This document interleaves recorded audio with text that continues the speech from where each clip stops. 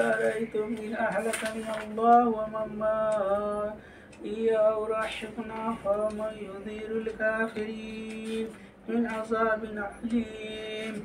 قل هو الرحمن آمنا به وإليه توكلنا فستعلمون من هو في ضلال مبين. قل أرأيتم إن أصبح ماؤكم غورا فمن يأتيكم بماء معين. بسم الله الرحمن الرحيم. أما يتساءلون عن النبأ العظيم الذي هم فيه مختلفون. كلا سيعلمون ثم كلا سيعلمون.